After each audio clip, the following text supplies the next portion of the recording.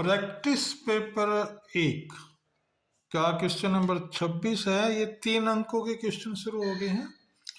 सिद्ध कीजिए कि 3 घटा 2 वर्गमूल 5 एक अपरिमेय संख्या है। दिया गया है वर्गमूल 5 एक अपरिमेय संख्या है। मान लेते हैं, मान ला 3 घटा 2 वर्गमूल 5 एक परिमेय संख्या या अपरिमेय दिया अंत में क्या मान लेंगे, परिमेय संख्या। अतः 3 घटा 2 वर्गमूल 5 बराबर a बटा b, जहां a और b सहअभाज्य और b 0 के बराबर नहीं होता भाई। अब इसकी जगह बदलनी है, a बटा b को इधर ले जाएंगे और इस 2 घटा वर्गमूल 5 को इधर ले जाएंगे। अब इसको हम हल कर लेंगे। ये 2 घटा वर्गमूल 5 बराबर क्या आ गया, इसका लघुत्तम ले लेंगे, b आ जाएगा 3b घटा a बटे b, और वर्गमूल 5 बराबर क्या आ जाएगा, ये 2 इसके नीचे चला जाएगा, 3b घटा a बटे 2b। अब वर्गमूल 5 तो अपरिमेय संख्या है और ये क्या है, परिमेय संख्या है जो बराबर नहीं हो सकती। अतः हमारी कल्पना गलत है। अतः 3 घटा 2 वर्गमूल 5 अपरिमेय संख्या है। प्रश्न नंबर 27, यदि अल्फा और बीटा बहुपद के शून्य है तो इसका मान ज्ञात कीजिए। तो अल्फा बीटा बहुपद के शून्य है तो हमने a बराबर क्या आ जाएगा 5, b बराबर घटा 7 और c बराबर 1। तो अल्फा जमा बीटा बराबर क्या होते हैं, घटा b बटे a बराबर घटा 7 बटे 5, घटा से घटा कट गया, आ गया 7 बटे 5। अल्फा गुना बीटा बराबर क्या होता है c बटा a, यानी कि c का मान है 1 और a का मान है 5, तो 1 बटे 5। अब देखिए इसको हम करते हैं, अल्फा बटे बीटा जमा बीटा बटे अल्फा का लघुत्तम आ गया अल्फा बीटा, यहाँ आ गई अल्फा की 2 जमा बीटा की 2। इसका सूत्र ये है अभी, अल्फा जमा बीटा की 2 घटा 2 अल्फा बीटा बटे अल्फा बीटा। अब अल्फा जमा बीटा का मान 7 बटे 5 आ रखा है, हमने लिख लिया, और अल्फा गुणा बीटा का मान 1 बटे 5 है, और बटे इसके 1 बटा 5 ये अल्फा बीटा का मान है। अब हम इसको हल कर लेंगे, ये आ गया 49 बटे 25 घटा 2 बटे 5। इसको फिर हल कर लेंगे, लघुत्तम 25 आ गया भाई यहाँ पे, तो 49 घटा 10 गुना 5 बटे 1, इसको काट लेंगे, ये 5 बटे 25, ये आ गया 39 बटे 5, ये इसका आंसर हो जाएगा। प्रश्न नंबर 28 है, ग्राफ द्वारा जांच कीजिए कि समीकरण युग्म क्या संगत है, यदि हाँ तो ग्राफ द्वारा हल कीजिए। देखिए इसको इस प्रकार करेंगे, ये समीकरण नंबर 1 है, यहाँ पे x का मान 0 रख लेंगे, तो इस समीकरण में 0 रखना है, यहाँ से y का मान आ जाएगा 2, ऐसे ही x का मान रखना है हमने 6, यानी x की जगह 6 रख लेंगे, तो इस समीकरण को हल करेंगे तो आ जाएगा 0। ये समीकरण नंबर 2 है भाई, इसको भी लिख लेंगे ऐसे, तो यहाँ x तो ऊपर लिख लेंगे, y इसको हल कर लेंगे, भी आ जाएगा 2x घटा 12 बटे 3, यानी x की जगह 0 रखेंगे तो y का मान आ जाएगा घटा 4, ऐसे x की जगह 3 रखेंगे यहाँ पे तो y का मान आ जाएगा घटा 2। अब समीकरण नंबर ये जो टेबल नंबर 1 और 2 बनी है ना भाई, इनका ग्राफ बना लेंगे। ग्राफ बनाना आता है, ये बिंदु B पर प्रतिच्छेद करता है, इसलिए B इसका आंसर हो जाएगा। तो बिंदु B के निर्देशांक हो गए 6,0, यानी x बराबर 6 और y बराबर 0। इसका मतलब ये है कि ये संगत है।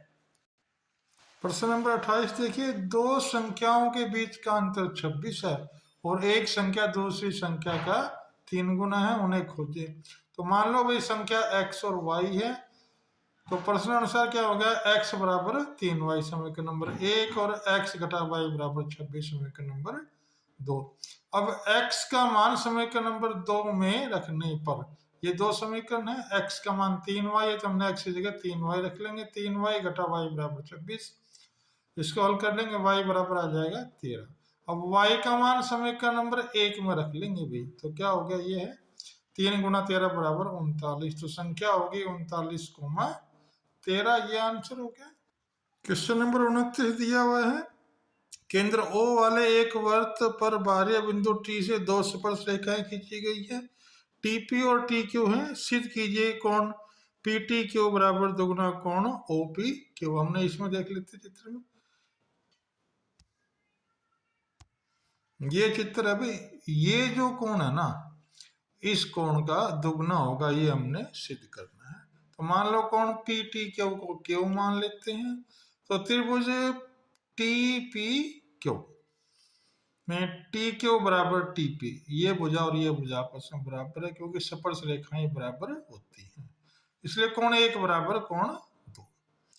अब कोण एक बराबर कोण दो बराबर 1/2 कोण 180 घटा थीटा, यानी इस ट्रायंगल के तीनों कोणों का जोड़ होता है 180 डिग्री।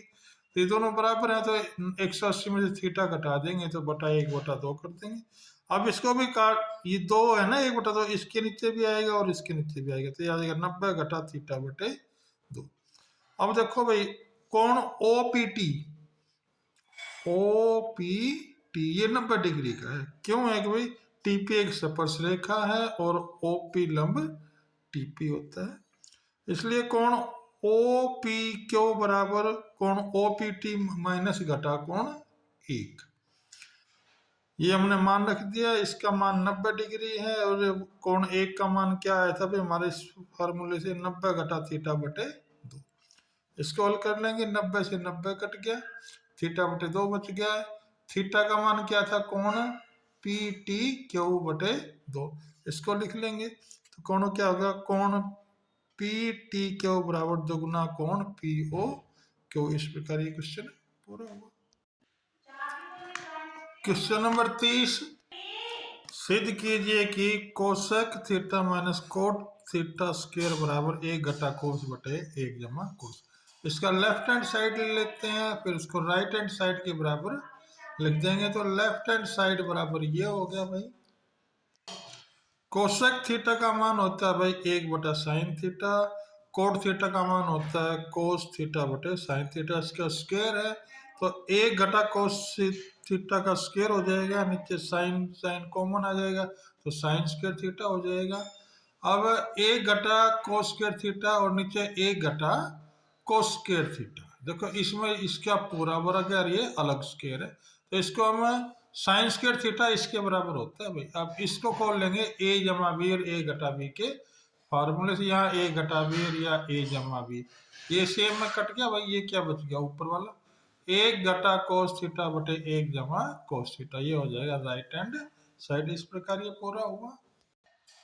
एक 15 मीटर सीढ़ी लंबी एक दीवार के शीर्ष तक पहुंचती है, यदि सीढ़ी दीवार के साथ 60 अंश का कोण बनाती है तो दीवार की ऊंचाई ज्ञात कीजिए। इस प्रकार चित्र बनेगा, ये सीढ़ी हो जाएगी और ये दीवार हो जाएगी, इस दीवार की बीसी ऊंचाई ज्ञात करनी, ये कोण 60 का दिया हुआ है तो हमें कोण ए ज्ञात करना पड़ेगा भाई पहले, तो कोण सी बराबर 60 दे रखा है तो कोण ए बराबर क्या हो जाएगा 90 घटा 60 बराबर 30 डिग्री, क्योंकि ये 90 का कोण होता है, इसलिए त्रिभुज सीबीए में लंब बटे कर्ण होता है साइन 30, लंब का ये मान है, तो बीसी बराबर क्या हो गया एसी गुणा साइन 30, तो एसी का मान 15 है और साइन 30 का मान 1/2 है, ये 30 डिग्री है भाई, यहाँ पे यहाँ भी ऊपर भी 30 डिग्री होती है, यह क्या आ गया 7.5 मीटर, इसका आंसर हो जाएगा।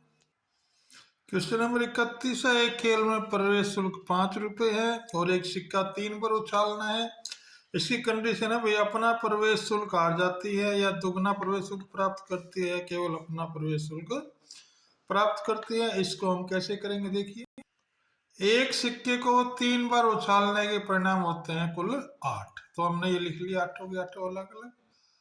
पहले P3 यानी 3 पट आने पर शुल्क हार जाती है या खोना पड़ता है, तो किसकी वो क्या होगी प्रायिकता 3T की 1, तो 1/8 आंसर हो जाएगा। ऐसे ही 3 चित्त आते हैं तो दुगना प्रवेश प्राप्त हो जाता है भाई, यानी अगर 3 बार H आ जाए तो क्या हो जाएगा 1/8, इसका आंसर आ जाएगा, क्योंकि 3 बार H एक ही बार आ सकता है।